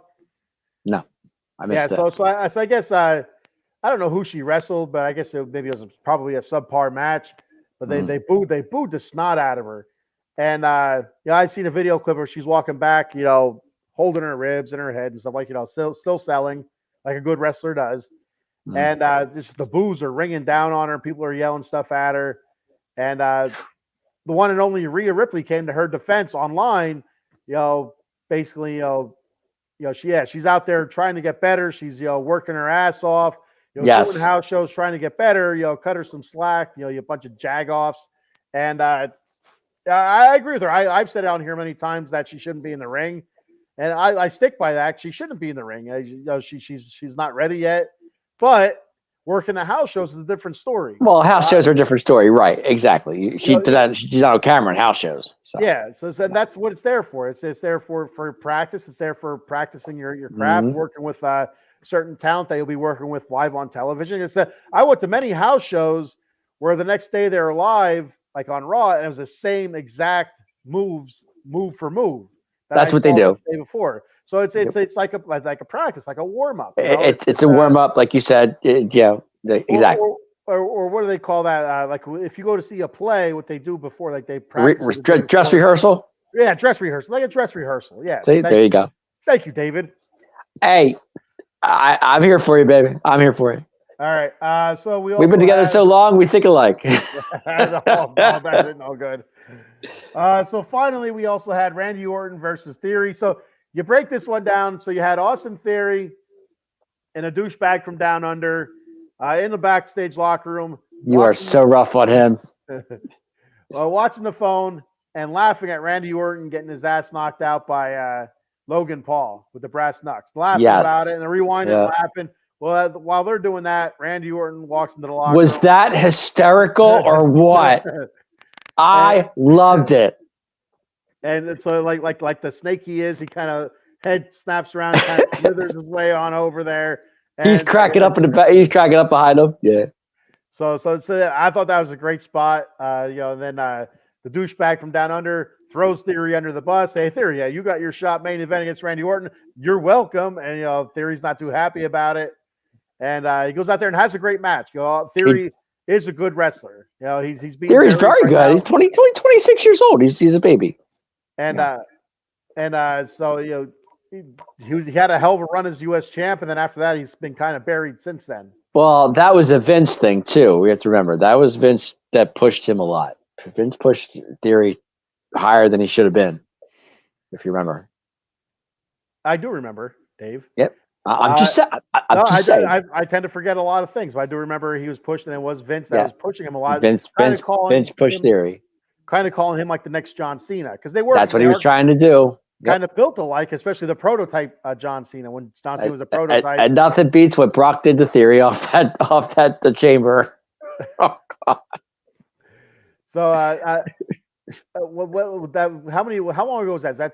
That was last year. Was that 2 years ago? It was either last year or 2 years, something like that. But yeah, so it's dude, Brock threw him off that chamber on an F5. That was nasty. I'll never forget that one. So you had Randy versus Theory. You had KO at the announce table with the SmackDown hosts there. And I thought for sure, I felt like there was going to be something between Randy and KO. That was like the feeling I was going to get, but eventually KO went in and helped Randy out when the douchebag from Down Under got involved. He was able to give the stunner to douchebag Grayson Waller. His name. What did I say? You keep calling him douchebag. Oh, it sounds the same to me. I don't know. So yeah, he gives a stunner to Austin Theory, and I tell you, Austin Theory sold that one. He oversold it, but he can sell it. Yes, he can. It was a hell of a job selling it, and so then Theory was able to not get stunned, but he got an RKO in the process. Randy does win the match, and that was that. The fist bumps at the end, and I noticed how big Randy's hand is, and Randy's huge. Kevin Owens has little baby hands compared to Randy's hands. It kind of freaked me out a little bit. It's like, holy shit, look how little his hands are compared to Randy's. I like the Randy KO thing. I did. I thought that was those two together could. I'm not saying they're going to be a tag team or anything, but they could be really good together. If you think about it, they really could. But they could be, yeah. Anybody with Randy, I'm good with. As long as Randy gets the win, I'm good with it. Everybody knows I love Randy Orton. He's my favorite. So you've seen this match then, I assume, right? Say it again. You watched this match, right? I did. I saw the very last second of it. Great. So you didn't see the whole match? I caught the last 2 seconds. Oh, okay. So you didn't see. Saw Randy RKO. I think it was Grayson or Theory. Yeah. All right. So multiple people were slammed on that table, on the announce table, and it did not break. So I was going to get your opinion. Like, do you think it was supposed to break or not supposed to break? I don't know. I think there was three times somebody was dropped on it and it didn't break, and it was this. That happens though. That happens a lot. It was a well-built table. I'll just say that. That table must have been pretty strong. So either that table wasn't supposed to break, or somebody did not gimmick that table upright. Eileen says, I like when Orton walked out to the ring, checked if it was okay to stop and sign birthday sign for a kid. I don't like that. That makes me want to throw up Randy Orton. Come on now. Where's the Viper? Vipers don't sign posters and cards. It's a different Viper than it was a few years ago. Still the same Viper though. He's still Randy Orton. No, it's cool. They seem to be doing that more often now as the wrestlers are walking in. They stop and sign somebody's poster or whatever. See, I love that. I love when they do that because I think that to me that's just showing takes the fans to keep coming back. Keep coming back. You know. Like Paul says the new hottest WWE couple, Big and Smalls, Ken and Dave. Dave, you set yourself up for that one. So. Okay, Mr. Fuji, go away. I'm just going to tell you, I'm the big spoon. That's all I'm going to tell you. No, he says, I am the table. There we go. Wow. No, he is the table. Unbreakable. Okay. Unbreakable. Wow. No, he says, Orton should have punted the kid. Yeah, there we go. Happy birthday, punt. There we go. I like the way you think. No, we're one and the same here. No, don't come on, man. I love it. I love it. You think the kid would have sold it? I think the kid no. Sold it. The kid would have had concussion. That would have been it. Beautiful. The kangaroo jackass. We just got banned. There we go. Oh God. That's some clever editing there, Paul. We just got banned. Great. The douchebag from down under, the kangaroo jackass. His name is Grayson Waller. And again, it sounds the same to me. You say it. I that's what I thought. I think I'm saying. I could have swore that's what I said. No, you keep calling him the kangaroo. The 2009 Orton would have punted the kid. Yes, I agree.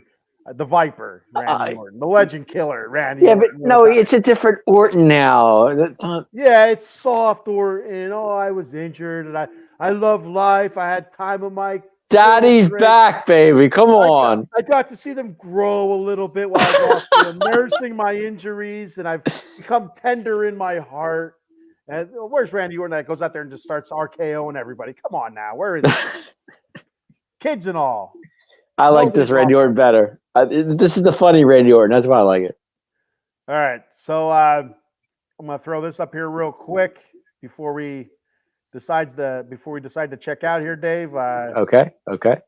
Out of the Box Sports Entertainment. Make sure you check us out: Facebook, YouTube, X, TikTok, Twitter, the old Instagram.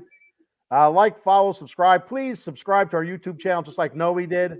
It's greatly appreciated. Make sure you follow us on X or Twitter, whatever you want to call it. Again, I've greatly appreciated all your comments, views, and stuff like that.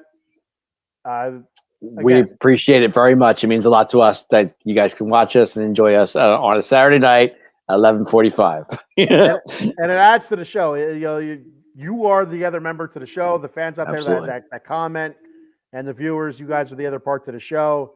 You are our co-host. Noe says, Daddy Orton, Viper Orton. There we go. Okay, no, I see you. I see you, Noe. I got you. You got the Daddy Orton with the vomit and the Viper Orton with the wink. There we go. I think it's a wink. It looks like a wink to me. It's not the Randy Orton that burned the house down with Bray Wyatt now. Come on, that's a different Randy Orton altogether. That would have been the birthday present for the kid. The kid's away, you burn that house down, and that'd have been awesome. God. That's must-see TV right there. Yeah. Okay. I got you. No, he says 8:45 here in Los Angeles. So you're in Los Angeles. LA. Okay. Hey, no, I'm going to throw this out here. I do a podcast on Fridays called Silver and Black Lair, where I talk Las Vegas Raiders and Los Angeles Kings. If you're a Kings fan, make sure you check that out. Mm-hmm. Paul says, I subscribe. There you go. He subscribed to Out of the Box Sports. Says, whenever I can. When I can't ever make an appearance, I've been waiting 2 years since episode 1 of Out of the Box Sports. Paul, I can add you. I can add you anytime you want, buddy. I can throw you up on that screen and voila. No, Mr. Fuji. I don't know Mr. Fuji. No, Mr. Fuji. In case anybody's wondering, they're new to the show. Paul's moniker, his other half is Mr. Fuji 2.0. His gimmick 2.0. His gimmick is Mr. Fuji 2.0. That is correct. Which we haven't seen in a while. Where's he been? No, he's the Chargers fan. No, when the Raiders play the Chargers next year, you're coming on the show. We're going to talk Raiders-Chargers. He's a Charger fan. Okay. There we go. Gotcha. And Wow. it's sealed. And I'm like, hey, if you want to do a Charger, if you want to do a podcast, Noe, you let us know. You can do a Chargers podcast or any pod. If you want to do a wrestling podcast on your own, that's up to you. Or join us. Like I said, there's a line, but you can hop in that line and we'll get you on. So Noe, I gotta know, Noe, if you're a Charger fan, are you happy that Kellen Moore's gone? Gotta know. From a Cowboy fan, Gotta know. Oh, he's an Eagle now. Just saying. Eileen says, bow down to Mr. Fuji 2.0. Yeah. I ain't bowing down to him. Eileen says, no, we do a podcast. There we go. There you go. And Noe says, yes, he was trash. There you go. No, he knows. As a Raider fan, I liked him there. So I'm just saying. Of course you did. What was that, 63 to something? You guys, whatever that score was? Oh, yeah. That wasn't his fault, though. Yeah, okay. It wasn't. There were a lot of injuries for the Chargers, and turnovers hurt them, and it was just Daddy Harbaugh. Yeah, you got Daddy Harbaugh. Yep. He's gonna transform that team. He's gonna turn the Chargers around. We'll see. Time will tell. The thing about that is Justin Herbert's got to stay healthy. That's for them. I mean, we last comments of the night here before we get out of here. Out of the Box Sports Entertainment says Noe, come on, join us, Chargers Nation. I feel Out of the Box Sports. Oh God. Absolutely. There's no Chargers Nation. Okay. Come on with Chargers Nation. I feel Out of the Box Sports. That's from Out of the Box Sports on YouTube. And Paul Spencer with the last comment here. As I do have breaking news. What is your breaking news, Paul? Well, Mr. Fuji's come back. Breaking news. Can't wait to hear this. All right. Do you want me to put you on, Paul? All right. Good night, guys. No, we don't go anywhere yet. We got breaking news. Paul, we have breaking news. No, you can't leave now, baby. You want to come on, Paul? All right. We're adding Paul here for the first time ever, apparently. What's the breaking news, Paul? Can't hear you. Can't hear you. Can't hear you. Why is he muted? We can't hear you. Hello. You can hear me, dude. Now we can hear you. Go ahead. My breaking news is I finally made it on this show. It's been 2 years. I'm here. I'm so stoked. But guys, listen, if there's any boxing fans out there, I'm telling you, May 31st, well, even before that, we're going to have breaking news. I'm the first to know. Well, 5 people in the world know this, and I'm going to release it next week. There is a huge fight coming up. The ESPN, nobody knows about this. Ken, you know about this already. You're one of the 5 people that know about this. Breaking news, if you're a boxing fan, tune into it. One of the shows next week will have the person in this fight live on a show, and we're going to announce it live on Out of the Box Sports Entertainment. It's been waiting. It's happening. It's going to be epic. Yes, that's my breaking news. Guys, thank you for letting me join you. I appreciate it. Have a good night. Boy, we'll have he's a natural, Dave. We'll have to have him back on sometime. Yeah, that definitely breaking news. Exciting. Very exciting. All right. So you're gonna have to wait till next week for the big breaking news, but there is breaking news next week. Stay tuned. I know what it is, but stay tuned. He knows what it is. I don't know what it is yet. I have no clue what breaking news is.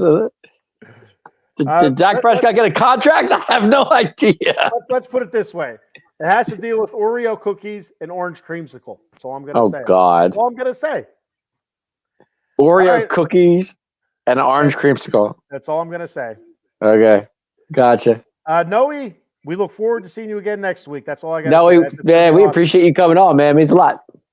You've been terrific tonight. All the comments, you, Eileen, Rich, Paul. Yep.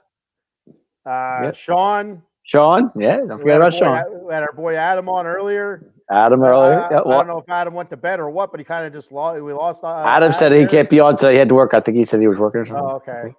Eileen said I just ate Oreos. Eileen, so hear me out. I know I said a couple times we're going to go here, but this is it. Hear me out, Eileen. Would you eat orange creamsicle Oreos? I sent this in a few years ago. Oreos I would. Sure. Oreos had a contest, for a new flavor. And I sent in orange creamsicle. You have the vanilla cookie and an orange filling. The perfect orange creamsicle. There you go. No traction. I'm going to sell to the Hydrox people or whatever it's called. The knockoff, Oreo knockoffs. Hey, I like Oreos. I'm an Oreo guy. I got it. I love Oreos, Dave. Paul Spencer says, Dave just saying you might be knocked out for saying that by the guest. You might get knocked out for saying that by the guest. I know him personally. I didn't say anything. Yeah, you did. I did? I don't know. Paul is not down for the orange creamsicle Oreo. Well, you'd be the only one out of the million. Hey, Paul. I love Oreos, so I'm in. Orange creamsicle, I'm in. Let's go. All right, so that's it for us tonight, guys. Thank you, everybody, for checking the show out. We'll see you guys next Saturday night, 10 p.m. Be here. And Dave, take us home. Let me tell you, everybody, whose game this is. The Atomic Drop Podcast. Let me talk to you. Yeah. See you later.